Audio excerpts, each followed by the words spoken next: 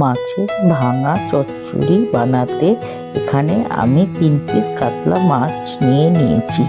এটা আপনারা রুই বা ভেটকি মাছের দিয়েও করতে পারেন। এবারে ওই মাছগুলোর মধ্যে বেশ কিছুটা পরিমাণে হলুদের গুঁড়ো এবং স্বাদ মতো নুন অ্যাড করছি এবং ভালোভাবে মাছের গায়ে মাখিয়ে নিচ্ছি এবং 10 থেকে 15 মিনিটের জন্য ম্যারিনেট করতে দিচ্ছি এবং 2টো পেঁয়াজ ঝিরিঝিরি করে কুচিয়ে নিচ্ছি এবং রসুনটাকে চপ করে নিচ্ছি এবং কাঁচা লঙ্কাটাকে ছোট ছোট করে কেটে নিচ্ছি। এবারে গ্যাস ওভেনে একটা কড়া বসাচ্ছি, ওর মধ্যে পর্যাপ্ত পরিমাণে সর্ষের তেল অ্যাড করছি। তেলটা গরম হয়ে গেলে পরে মাছটাকে অ্যাড করছি এবং এপিট ওপিট করে মিডিয়াম করে ভেজে তুলে নিচ্ছি একটা থালায়। এরপর ওই সেম তেলে অ্যাড করছি পূর্বে কুচিয়ে রাখা পেঁয়াজটাকে এবং ফ্রাই করছি যতক্ষণ না পেঁয়াজটা হালকা বাদামি রঙের হয়ে যায়। যখন পেঁয়াজটা হালকা বাদামি রঙের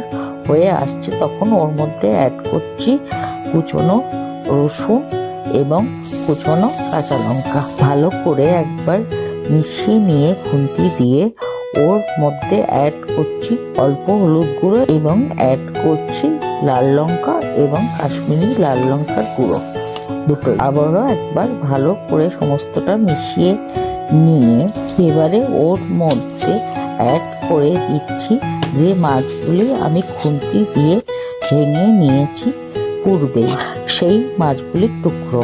ভালো করে একবার সমস্ত মশলার সঙ্গে মিশিয়ে নিয়ে ওর মধ্যে অ্যাড করছি সম পরিমাণে বেটে রাখা আদা রসুনের পেস্ট এবং কুক করছি যতক্ষণ না আদা রসুনের কাঁচা গন্ধটা চলে যায়।